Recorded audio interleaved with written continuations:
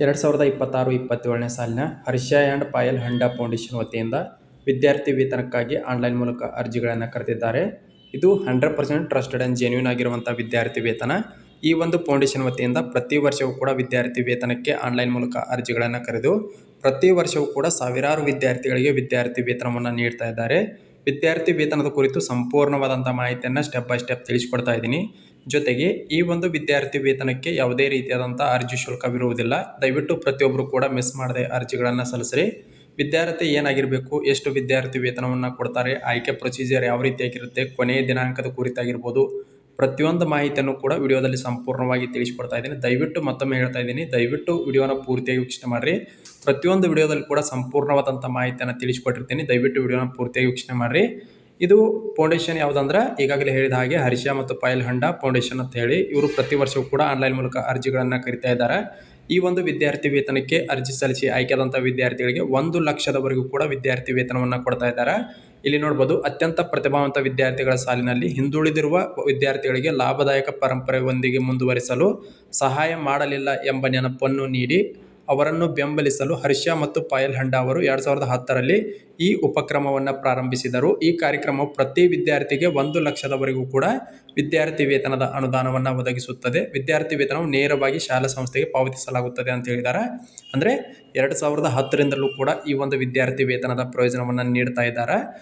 ಪ್ರತಿ ವಿದ್ಯಾರ್ಥಿಗೂ ಕೂಡ 1 ಲಕ್ಷದವರೆಗೂ ಕೂಡ ವಿದ್ಯಾರ್ಥಿ ವೇತನವನ್ನು ನೀಡ್ತಾ ಇದ್ದಾರೆ. ಯಾರು ಈ ಒಂದು ವಿದ್ಯಾರ್ಥಿ ವೇತನಕ್ಕೆ ಅರ್ಜಿಗಳನ್ನು ಸಲ್ಲಿಸಬಹುದು ಅಂತ ನೋಡೋದಾದ್ರೆ ಇಲ್ಲಿ ನೋಡ್ಬೋದು, ಈ ವಿದ್ಯಾರ್ಥಿ ವೇತನ ಕಾರ್ಯಕ್ರಮವು ಆರ್ಥಿಕವಾಗಿ ದುರ್ಬಲ ಹಿನ್ನೆಲೆಯಿಂದ ಬಂದ ಮತ್ತು ತಮ್ಮ ಶೈಕ್ಷಣಿಕ ಶ್ರೇಷ್ಠತೆಯನ್ನು ಪ್ರದರ್ಶಿಸಿದ ಹೈಯರ್ ಸೆಕೆಂಡರಿ ಅಂದರೆ 11ನೇ ತರಗತಿ 12ನೇ ತರಗತಿ ಅಥವಾ ಯಾವುದೇ ಪದವಿ ಅಥವಾ ಸ್ನಾತಕೋತ್ತರ ಪದವಿ ಕೋರ್ಸ್ಗಳನ್ನು ಓದುತ್ತಿರುವಂತಹ ಎಲ್ಲ ವಿದ್ಯಾರ್ಥಿಗಳು ಕೂಡ ಈ ಒಂದು ವಿದ್ಯಾರ್ಥಿ ವೇತನಕ್ಕೆ ಅರ್ಜಿಗಳನ್ನು ಸಲ್ಲಿಸಬಹುದಾಗಿರುತ್ತೆ.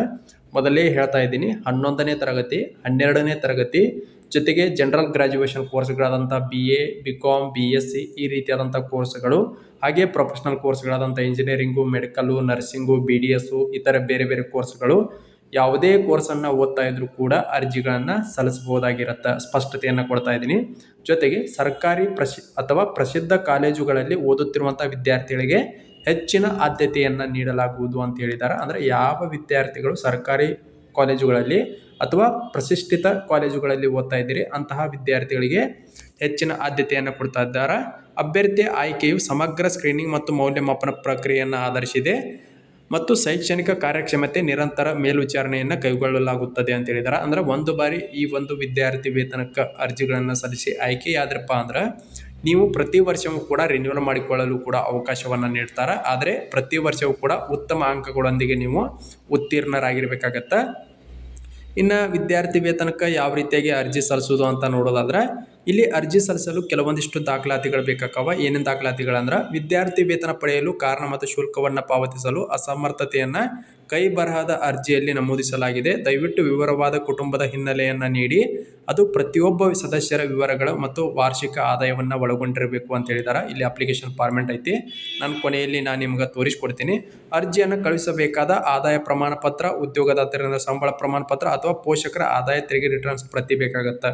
ಅಂದರೆ ಇಲ್ಲಿ ಬೇಕಾಗುವಂಥ ದಾಖಲಾತಿಗಳು ಹೇಳ್ತಾನೆ. ಅಪ್ಲಿಕೇಶನ್ ಫಾರ್ಮೆಟ್ ಬೇಕು, ಜೊತೆಗೆ ನಿಮ್ಮ ಆದಾಯ ಪ್ರಮಾಣ ಪತ್ರ ಬೇಕು, ಸಂಸ್ಥೆಯಂತ್ರ ಶಿಫಾರಸು ಪ್ರಮಾಣ ಪತ್ರ ಬೇಕಾಗತ್ತೆ, ಹಾಗೆ ಶಾಲೆ ಅಥವಾ ಸಂಬಂಧಿತ ಮಂಡಳಿ ನೀಡಿರುವ ದೃಢೀಕರಣ ಅಂಕಪಟ್ಟಿ ಅಂದರೆ 10ನೇ ತರಗತಿ ಅಂಕಪಟ್ಟಿ. ನೀವು ಏನಾದರೂ 11 12ನೇ ತರಗತಿ ಓದ್ತಾ ಇದ್ರೆ 10ನೇ ತರಗತಿ ಅಂಕಪಟ್ಟಿ ಬೇಕಾಗತ್ತೆ. ನೀವೇನಾದರೂ 12ನೇ ತರಗತಿ ಮೇಲ್ಪಟ್ಟು ಯಾವುದಾದ್ರು ಕೋರ್ಸನ್ನು ಓದ್ತಾ ಇದ್ರೆ 12ನೇ ತರಗತಿ ಅಂಕಪಟ್ಟಿ ಜೊತೆಗೆ ಹಿಂದಿನ ತರಗತಿ ಅಂಕಪಟ್ಟಿ ಬೇಕಾಗತ್ತೆ.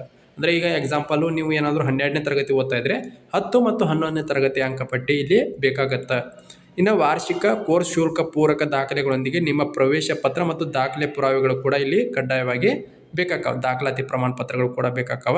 ನಿಯಮ ಮತ್ತು ಷರತ್ತುಗಳ ಬಗ್ಗೆ ನೋಡೋದಾದ್ರೆ ಆರ್ಥಿಕವಾಗಿ ದುರ್ಬಲ ಹಿನ್ನೆಲೆ ಬಂದಂಥ ಭಾರತೀಯ ನಾಗರಿಕರು ಈ ಒಂದು ವಿದ್ಯಾರ್ಥಿ ವೇತನವನ್ನು ಪಡೆಯಲು ಅರ್ಹರಿದ್ದಾರೆ. ಅಂದರೆ ಈ ಆರ್ಥಿಕವಾಗಿ ಹಿಂದುಳಿದಂಥ ಎಲ್ಲ ವಿದ್ಯಾರ್ಥಿಗಳು ಕೂಡ ಅರ್ಜಿಗಳನ್ನು ಸಲ್ಲಿಸಬಹುದು. ಯಾವುದೇ ಒಂದು ವಿದ್ಯಾರ್ಥಿಗೆ ಮೀಸಲಾಗಿಟ್ಟಿಲ್ಲ ವಿದ್ಯಾರ್ಥಿ ವೇತನವನ್ನು. SC ST OBC ಹಾಗೆ ಜನರಲ್ ವರ್ಗದವರು ಕೂಡ ಇದ್ದರೂ ಕೂಡ ಅರ್ಜಿಗಳನ್ನು ಸಲ್ಲಿಸಬಹುದಾಗಿರುತ್ತೆ. ಇಲ್ಲೊಂದು ಪ್ರಮುಖ ಮಾಹಿತಿ ಏನಂದರೆ ವೈಯಕ್ತಿಕ ಸಂದರ್ಶನ ಇರುತ್ತೆ ಕೋಲ್ಕತ್ತಾಗೆ ವೈಯಕ್ತಿಕ ಸಂದರ್ಶನಕ್ಕೆ ಬರಬಹುದಾದ ವಿದ್ಯಾರ್ಥಿಗಳು ಮಾತ್ರ ಈ ಒಂದು ವಿದ್ಯಾರ್ಥಿ ವೇತನಕ್ಕೆ ಅರ್ಜಿ ಸಲ್ಲಿಸಲು ಅರ್ಹರಿರ್ತೀರಿ.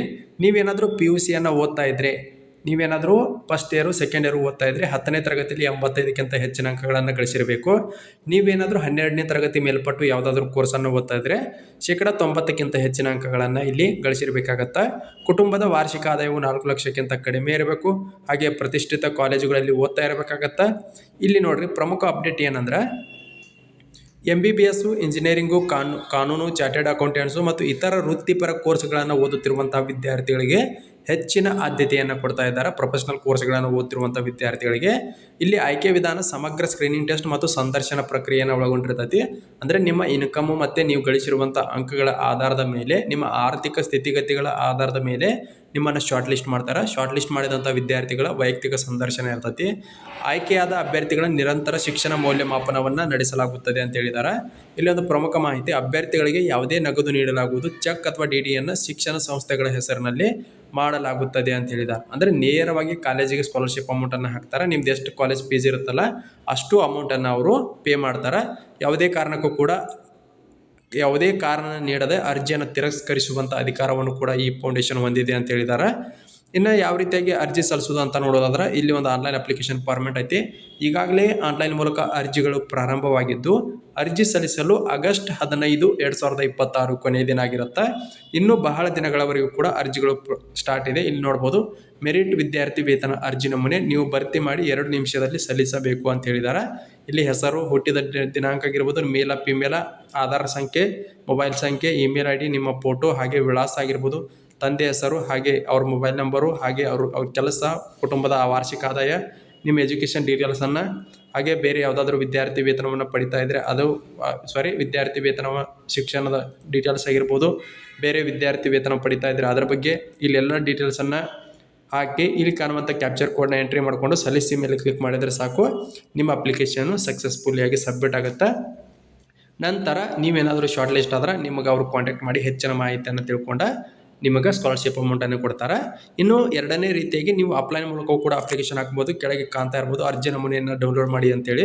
ಇದ್ರ ಮೇಲೆ ತಾವೆಲ್ಲರೂ ಕೂಡ ಕ್ಲಿಕ್ ಮಾಡಿಕೊಂಡ್ರೆ ಒಂದು ಅಪ್ಲಿಕೇಶನ್ ಫಾರ್ಮೆಟ್ ಡೌನ್ಲೋಡ್ ಆಗುತ್ತೆ. ಇಲ್ಲಿ ನೋಡ್ಬೋದು, ಅಪ್ಲಿಕೇಶನ್ ಫಾರ್ಮೆಟಲ್ಲಿ ಎಲ್ಲ ಡೀಟೇಲ್ಸನ್ನು ಅಟ್ಯಾಚ್ ಮಾಡಿ, ಎಲ್ಲ ಡೀಟೇಲ್ಸನ್ನು ರಿಟರ್ನಲ್ಲಿ ಬರೆದು, ಹಾಗೆ ಇದಕ್ಕೆ ಬೇಕಾಗುವಂಥ ಎಲ್ಲ ಡಾಕ್ಯುಮೆಂಟ್ಗಳನ್ನು, ಅಂದರೆ ಈಗಾಗಲೇ ಏನು ಹೇಳಿದ್ನಲ್ಲ ಆ ಎಲ್ಲ ಡಾಕ್ಯುಮೆಂಟ್ಗಳನ್ನು ಅಟ್ಯಾಚ್ ಮಾಡಿ ನೀವೇನು ಮಾಡ್ಬೇಕಂದ್ರೆ ಇಲ್ಲಿ ಅವ್ರದ್ದು Gmail ID ಕೊಟ್ಟಿದ್ದಾರೆ. ಇಲ್ಲಿ ತೋರಿಸ್ತಾ ನೋಡ್ರಿ, ಒಂದು ನಿಮಿಷ. ಇಲ್ಲಿ ನೋಡ್ಬೋದು, ಇದು ಅಪ್ಡೇಟ್ ಮಾಡಿಲ್ಲ. ಇಲ್ಲಿ ಕಾಣ್ತಾ ಇರ್ಬೋದು ನಿಮ್ಗೆ ತಮ್ಮೆಲ್ಲರಿಗೂ ಕೂಡ Gmail ID ಇಲ್ಲಿ ಕಾಣ್ತಾ ಇರ್ಬೋದು. ಈ Gmail IDಗೆ ನೀವು ಅದನ್ನು ಸೆಂಡ್ ಮಾಡಬೇಕು. ಇಷ್ಟು ಮಾಡಿದರೆ ಸಾಕು, ನಿಮ್ಮ ಅಪ್ಲಿಕೇಶನ್ನು ಸಕ್ಸಸ್ಫುಲ್ಲಿಯಾಗಿ ಸಬ್ಮಿಟ್ ಆಗುತ್ತೆ.